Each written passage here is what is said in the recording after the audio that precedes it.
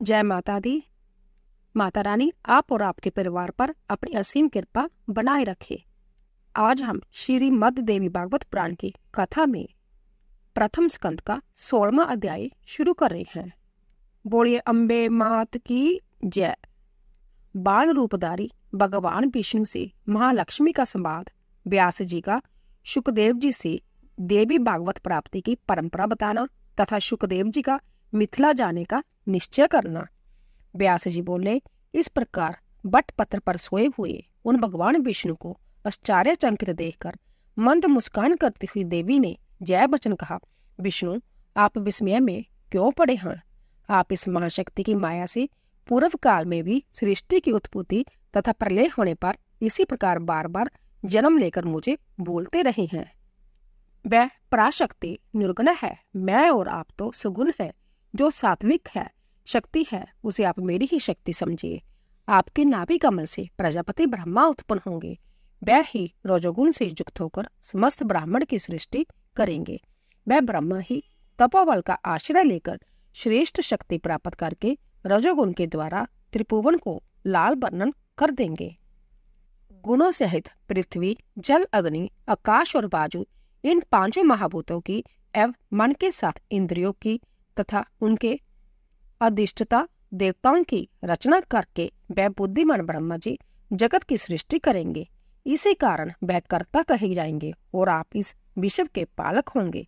उनकी क्रोध करने पर उनकी बोही के माध्य भाग से रुद्र उत्पन्न होंगे। हे महामते, वह ही रुद्र घोर तप करके तामसी शक्ति प्राप्त कर कल्प अंत के समय सृष्टि के सहार करता होंगे। इसी कारण मैं आपके पास आई हूँ। आप मुझे वही सात्विक की शक्ति समझिए। हे मधुसूदन, मैं जय ही रहूंगी। मैं तो सर्वदा आपके ही पास रहती हूँ, आपके हृदय में निरंतर निवास करती हूँ। विष्णु बोले, हे देवी, हे ब्राह्मणों, कुछ समय पूर्व मैंने स्पष्ट अक्षरों वाला जो आधा श्लोक सुना, वह परम कल्याणप्रद तथा रहस्यमय वाक्य किसने कहा था? हे ब्राह्मणों, जय मुझे शीघ्र बताइए। हे समुखी, इस विषय में मुझे महती शंका है। जिस प्रकार निर्धन पुरुष धन की चिंता करता रहता है, उसी प्रकार मैं उसका बार बार स्मरण किए करता हूँ। व्यास जी बोले, विष्णु का वह वचन सुनकर मुस्कान युक्त मुखमंडल वाली महालक्ष्मी मधुर हास्य के साथ अत्यंत प्रेम से बोली। महालक्ष्मी बोली, हे शौर्य, मेरी बात सुनिए। मैं सुगुण रूपा चतुर्भुजा भगवती हूँ। आप मुझे जानते हो या ना जानते हो, किंतु मैं सब गुणों का आलय होती हुई निर्गुणा भी हूँ। हे महाभाग, आप जय जान ले कि जय अर्ध श्लोक उसी पराशक्ति ने कहा था। आप उसे सब वेदों का तत्व स्वरूप कल्याणकारी और पुण्यप्रद श्रीमद देवी भागवत समझिए। हे शत्रु मर्दन, हे सुभर्त्या, मैं भगवती की परम कृपा मानती हूँ, जिसने ऐसा गुप्त एवं परम रहस्यमय मंत्र आपके कल्याण के लिए कहा है। आप इसे सर्वदा चित्त में रखिए और कभी भी इसे विस्मृत ना कीजिए, जैसा शास्त्रों का सार है तथा महाविद्या के द्वारा प्रकाशित किया गया है। इससे बढ़कर त्रिभुवन में कुछ भी ज्ञातव्य नहीं है। आप निश्चय ही देवी के परम प्रिय है, इसीलिए उन्होंने जय मंत्र आपको बताया है। व्यास जी बोले, महादेवी लक्ष्मी के इस वचन को सुनकर चतुर्भुज भगवान विष्णु ने इसे सर्वश्रेष्ठ मंत्र समझकर सदा के लिए हृदय में धारण कर लिया। कुछ दिनों के बाद उनके नाभिक कमल से उत्पन्न ब्रह्मा जी दैत्यों के भय से डरकर भगवान विष्णु की शरण में गए। तब वह भगवान विष्णु भयंकर युद्ध करके मधु केटव का वध कर उस विशद अक्षरों वाले श्लोक दरूप मंत्र का जप करने लगे। भगवान वासुदेव को जप करते हुए देखकर प्रजापति ब्रह्मा जी ने प्रेम पूर्वक कमलापति से पूछा, हे देवेश, हे पुंडरीकाश, हे जगदीश्वर, आप किसका जाप कर रहे हैं? आपसे भी बढ़कर दूसरा कौन है जिसका ध्यान करके आप इतने प्रसन्न हो रहे हैं? विष्णु बोले, हे महाभाग, विचार कीजिए कि आप में और मुझ में जो कार्यकरण स्वरूपा शक्ति विद्यमान है, वह ही भगवती शिवा है, जिनके आधार पर एक कार्णव महासागर में जय समस्त जगत ठहरा हुआ है, जो माँ शक्ति सकार असीम तथा सनातनी भगवती है, और जय समस्त जड़ चेतन संसार जिनके द्वारा रचा गया है, वह ही जब प्रसन्न होती है तब मनुष्य के उद्धार के लिए वरदायिनी होती है। वह ही सनातनी परमा विद्या है, संसार के बंधन एवं मुक्ति के कारण स्वरूप है, और वह ही सभी ईश्वर की भी स्वामिनी है। मैं आप तथा समस्त संसार उन्हीं की चैतन्य शक्ति से उत्पन्न हुए हैं। हे ब्रह्मा, हे निष्पाप, ऐसा आप सत्य जानिए, इसमें संदेह नहीं है। उन भगवती ने आदि श्लोक में ही जो कहा है वही वास्तविक श्रीमद् देवी भागवत है। द्वापर युग के आदि में पुण्य उसका विस्तार होगा। व्यास जी बोले, इस प्रकार भगवान विष्णु के नाभि कमल पर विराजमान ब्रह्मा जी ने उस भागवत का संग्रह किया। फिर उन्होंने अपने परम बुद्धिमान पुत्र नारद जी से इसे कहा। पूर्व काल में वही भागवत देवऋषि नारद जी ने मुझे दिया और फिर मैंने उसे 12 स्कंदों में प्रस्तुत करके पूर्ण किया। हे महाभाग, हे वेदतुल्य, 5 लक्षणों से युक्त तथा भगवती के उत्तम चरित्रों से ओतप्रोत इस श्रीमद् देवी भागवत पुराण को पढ़ो। तत्व ज्ञान के रस से परिपूर्ण, वेद अर्थ के द्वारा उपबृहित और धर्मशास्त्र के समान पुण्यप्रद जय भागवत सभी पुराणों में श्रेष्ठतम है। यह बत्रासुर वध के कथानक से युक्त विविध आख्यानोपाख्यानों से संबित ब्रह्म विद्या के निदान एवं भव सागर से पार करने वाला है। अंत्य हे महाभाग, तुम उस भागवत को अवश्य पढ़ो। तुम अत्यंत बुद्धिमान और योग्य हो। हे नरश्रेष्ठ, यह श्रीमद् देवी भागवत नामक पुराण पुण्यप्रद है। तुम इसके 18,000 श्लोकों को हृदयंगम कर लो। यह पुराण पाठ तथा श्रवण करने वाले के लिए अज्ञान का नाश करने वाला, दिव्य ज्ञान रूपी सूर्य का बोध कराने वाला, सुखप्रद, शांतिदायक, धन्य, दीर्घायु प्रदान करने वाला, कल्याणकारी तथा पुत्र पौत्र की वृद्धि करने वाला है।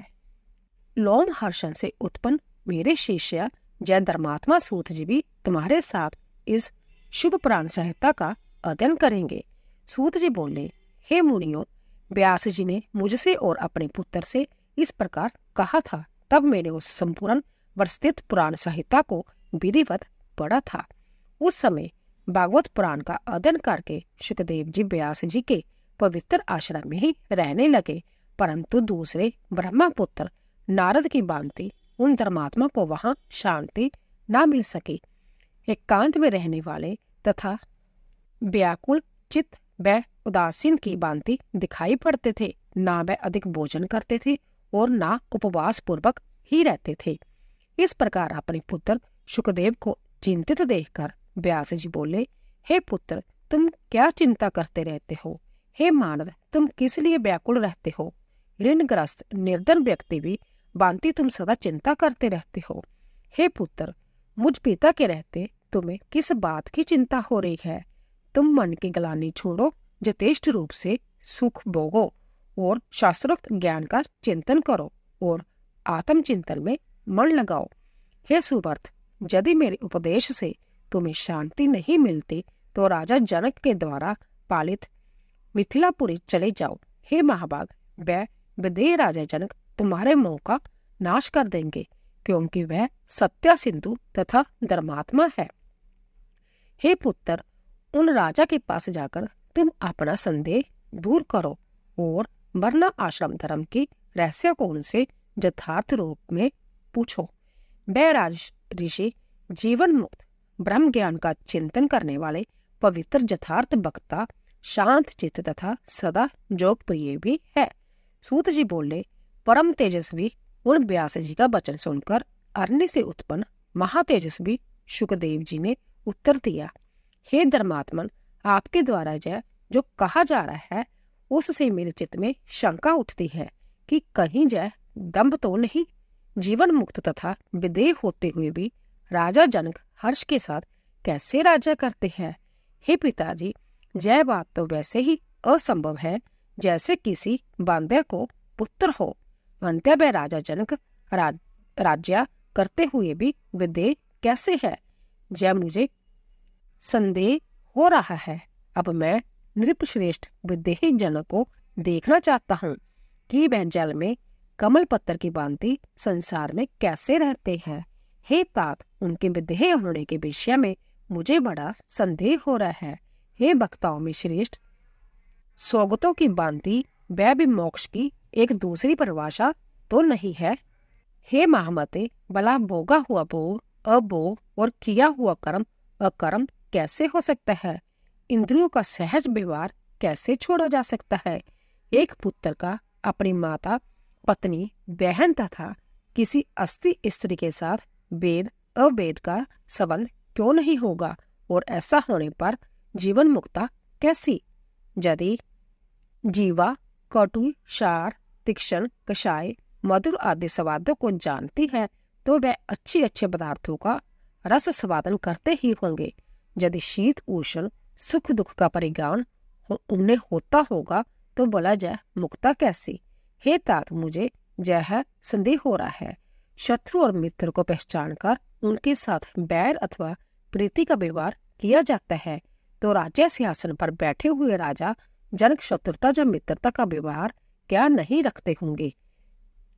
उनके राज्य में साधु और चोर समान कैसे समझे जाते हैं? यदि उनके प्रति समान बुद्धि नहीं है तब भला वह जीवन मुक्ता कैसी? ऐसा जीवन मुक्त कोई राजा मेरे द्वारा पहले देखा नहीं गया। हे तात, यह बहुत बड़ी शंका है कि वह राजा जनक घर में रहकर भी मुक्त कैसे है। उन राजा के विषय में सुनकर उन्हें देखने की बड़ी लालसा उत्पन्न हो गई है।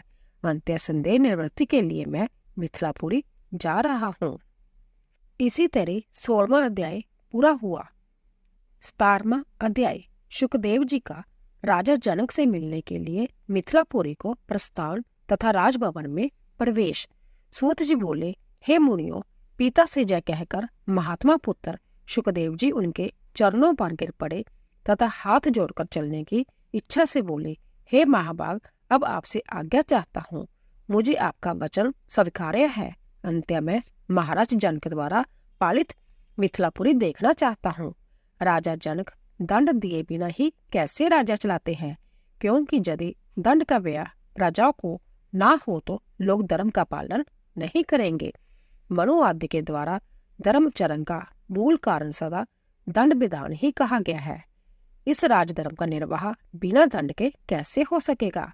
हे पिताजी, इस विषय में मुझे महान संदेह है। हे महाभाग, यह बात वैसी ही अनगर्ल प्रतीत होती है जैसे कोई कहे कि मेरी यह माता वंद्या है। हे परंतप, अब मैं आपसे अनुमति लेता हूँ और जहाँ से जा रहा हूँ। सूत जी बोले, इस प्रकार सुखदेव जी को जनकपुर जाने का इच्छुक देखकर व्यास जी ने अपने ज्ञानी एवं निसर्परे पुत्र का दृढ़ आलिंगन करके कहा। व्यास जी बोले, हे महामते, हे पुत्र, तुम्हारा कल्याण हो। हे सुख, तुम दीर्घ आयु हो। हे तात, तुम मुझे यह सत्य वचन देकर सुखपूर्वक जाओ कि जहाँ से जाकर मेरे इस उत्तम आश्रम में पुण्य आओगे। हे पुत्र, तुम वहां से कहीं और कभी भी मत चले जाना। हे पुत्र, मैं तुम्हारा मुख कमल देखकर ही सुखपूर्वक जीता हूँ और तुम्हें ना देखने पर दुखी रहता हूँ। हे सुत, तुम ही मेरे प्राण हो। हे पुत्र, वहां राज ऋषि जनक से मिलकर और अपना संदेह दूर करके फिर उसके बाद जहां आकर वेद अध्ययन में रत रहते हुए सुखपूर्वक रहो। सूत जी बोले, व्यास जी के ऐसा कहने पर सुखदेव जी अपने पिता को प्रणाम तथा उनकी प्रदक्षिणा करके शीघ्र ही इस प्रकार चल पड़े जैसे धनुष से छूटा हुआ बाण। मार्ग में चलते हुए अनेक समृद्धिशाली देशों, नागरिकों, वनों, वृक्षों, फले फूले खेतों, तप करते हुए तपस्वी जनों, दीक्षा लिए हुए जाचक जनों, योग अभ्यास में तत्पर जोगी जनों, वन में रहने वाले वानप्रस्थों, वैष्णव, पाशुपत, शिव, शक्त एवं सूर्योपासक और अनेक धर्म बलंबियों को देखकर वह सुखदेव मुनि अति विस्मय में पड़ गए।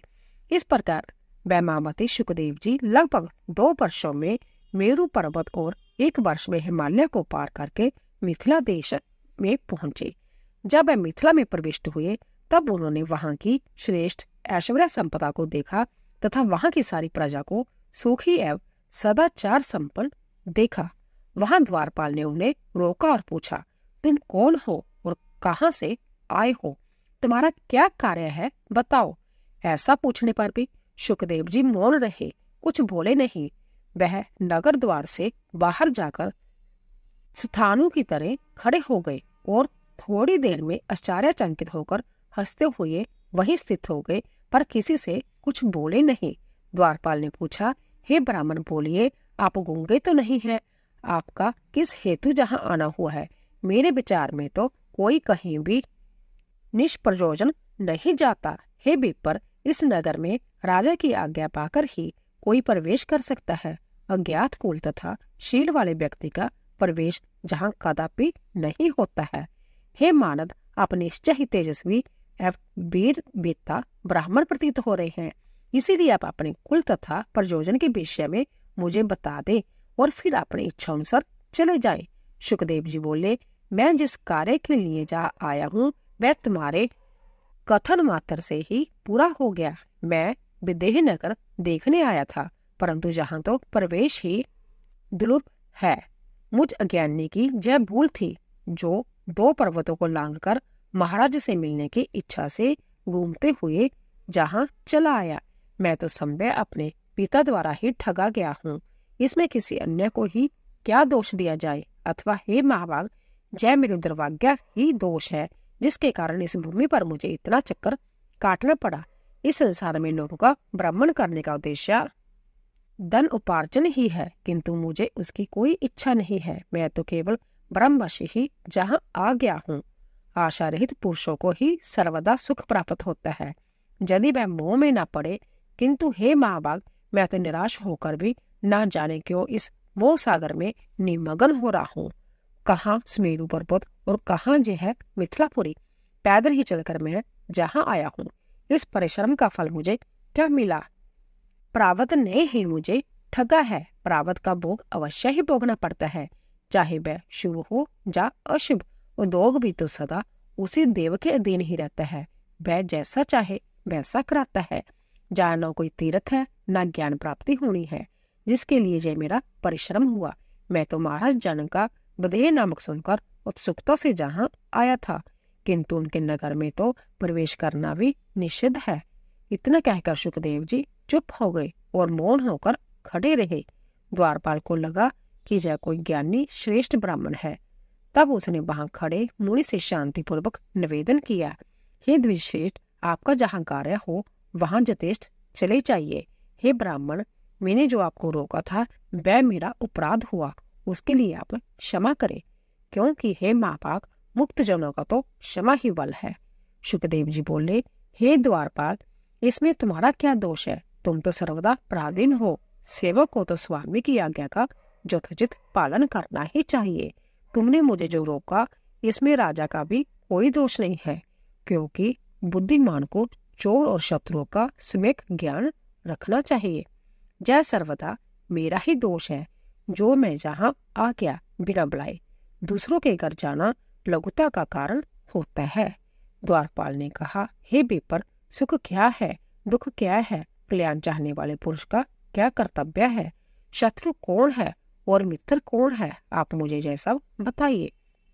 सुखदेव जी बोले, सभी लोकों में सर्वत्र द्वे विद्या रहता है, इसलिए मनुष्य भी 2 प्रकार की है, एक रागी और दूसरा विरागी। उन दोनों के मन भी 2 प्रकार के होते हैं। उनमें भी विरागी 3 प्रकार के होते हैं, ज्ञात, अज्ञात एवं माध्यम। रागी भी 2 प्रकार के कहे गए हैं, मूर्ख तथा चतुर। चातुर्य भी 2 प्रकार के कहे गए हैं, शास्त्र जनित तथा बुद्धि जनित। इसी प्रकार लोक में बुद्धि भी युक्त और अयुक्त भेद से 2 प्रकार की होती है। द्वारपाल ने कहा, हे विद्वान, हे विप्र, आपने जो कुछ कहा उसमें मैं भलीभांति नहीं समझ पाया, अतएव हे श्रेष्ठ, आप फिर से विस्तार पूर्वक इस विषय को यथार्थ रूप से समझाइए। सुखदेव जी बोले, इस संसार में जिसको राग है वह निश्चय ही रागी कहलाता है। उस रागी को अनेक प्रकार के सुख एवं दुख आते ही रहते हैं। धन, पुत्र, कलत्र, मान, प्रतिष्ठा और विजय प्राप्त करके ही सुख प्राप्त होता है। इनके ना मिलने पर प्रत्यक्षण महान दुख होता ही है। अंततः जैसे सुख प्राप्त हो सके वैसा उपाय करना चाहिए और सुख के साधन का संग्रह करना चाहिए। जो उस सुख में विघ्न डाले उसे शत्रु समझना चाहिए। जो रागी पुरुष के सुख को सर्वदा बढ़ाए वे ही मित्र है। चतुर मनुष्य मोह में फंसता नहीं है, किंतु मूर्ख सर्वत्र आसक्त रहता है। विरागी तथा आत्माराम पुरुष को एकांतवास, आत्मचिंतन तथा वेदांत शास्त्र का अनुशीलन करने से ही सुख होता है। संसार के विषयों की चर्चा आदि यह सब उनके लिए दुख रूप है। कल्याण चाहने वाले वेदांत पुरुष के लिए बहुत शत्रु है। काम, क्रोध, प्रमाद आदि अनेक प्रकार के शत्रु बताए गए हैं, किंतु व्यक्ति का सच्चा बंधु तो एकमात्र संतोष ही है। तीनों लोकों में दूसरा कोई भी नहीं है। सूत जी बोले। सुखदेव जी की बात सुनकर उन्हें ज्ञानी द्विज समझकर उसने सुखदेव जी को एक अत्यंत रमणीय कक्ष में से प्रवेश कराया। 3 प्रकार के नागरिक जनों से भरे हुए अनेक प्रकार के क्रय विक्रय की वस्तुओं से सजी दुकानों वाले, राग देश, काम, लोभ, मोह से युक्त एवं वाद विवाद में संलग्न श्रेष्ठ जनों से सुशोभित और धन धान्य से परिपूर्ण विशाल नगरों को देखते हुए सुखदेव जी चले। इस तरह 3 प्रकार के लोगों को देखते हुए सुखदेव जी राजभवन की ओर बढ़े। इस प्रकार द्वितीय सूर्य के समान परम तेजस्वी सुखदेव जी द्वारपाल पहुंचे। द्वारपाल ने उन्हें अंदर जाने से रोका। तब वह काष्ठ के समान वहीं द्वार पर खड़े हो गए और मोक्ष संबंधी विषय पर विचार करने लगे। धूप तथा छाया को समान समझने वाले महातपस्वी सुखदेव जी वहां एकांत में ध्यान करके इस प्रकार खड़े रहे मानो कोई अचल स्तंभ हो। थोड़ी देर बाद राजमंत्री ने हाथ जोड़े हुए संभे आकर उन्हें राजभवन के दूसरे कक्ष में प्रवेश करवाया। वहां एक दिव्य रमणीय उपवन था, जिसमें विविध प्रकार के पुष्पों से लदे दिव्य वृक्ष सुशोभित हो रहे थे।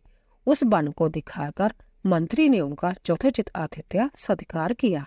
वहां राजा की सेवा करने वाली अनेक वीरांगनाएं थी। वह नित्य गान में कुशल तथा काम शास्त्र में निपुण थे। सुखदेव जी की सेवा के लिए उन्हें आदेश देकर राजमंत्री उस भवन से निकल गए और सुखदेव जी वहीं स्थित रहे।